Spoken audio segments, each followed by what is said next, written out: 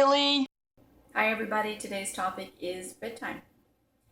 So we have a lot going on in our lives anymore. We're very busy between jobs, and if they're full-time, even part-time sometimes because of the hours that they might ask us to work, the commuting that we might be doing back and forth, events that we have to attend, either being school or social or community events or family events, all these different things that we try to pack into our lives. We become very, very busy, and so consequently, lots of times our children aren't getting enough sleep. This is something that is pretty important, and I think we really need to be sitting down and thinking about this as parents in trying to decide what really is important in our children's lives. It's very important. Their health is extremely important.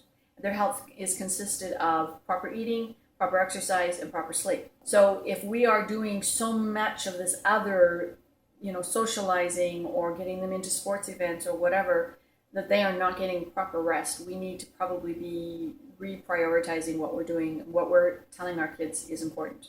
So if you have your children out 4 or 5 nights a week and they're not getting to bed until 10, 11 o'clock at night, and then they're getting up early again in the morning to go to school, I'm thinking you're probably exhausting your children. Children need at least 8 hours sleep, and the younger they are, the more they actually need. There is a whole chart of it you can find online. I tend to agree with that chart, and I think sometimes they need even more than that, especially if they're physically active children. So the younger they are, sometimes children need up to 10, 12 hours sleep. That seems like a lot of time, and it seems like maybe a waste of time, but it is imperative for them. My children will tell you I was a sleep Nazi. That's actually one of the nicknames I have. Food Nazi and sleep Nazi. So I was very consistent on bedtime with them. And we opted not to do as many social events or sporting events with our children so that they could have a regular bedtime. And sporting events and so on, social events that we did do, we worked around their bedtime. I encouraged my children to go outside a lot and play basketball, or road hockey was not their thing, but that's another suggestion. Rollerblading, biking, those kind of things, so that they're getting their exercise. As far as being able to be on teams and things, we certainly allowed our children to get involved in those things if they wanted to, but no more than 1, 2 nights a week at the max for outside activities, outside of the home, meaning.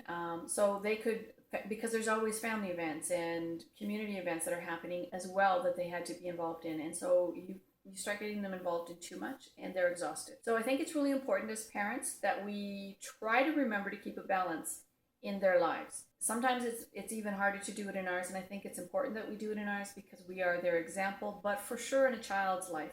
And if that means you have to give up something, in my opinion, so be it. You give something up, because the health of your children is much more important than whether or not they learn how to do ballet and piano and soccer and so we need to keep it all in perspective and try to make sure that they are only doing realistically what they can do.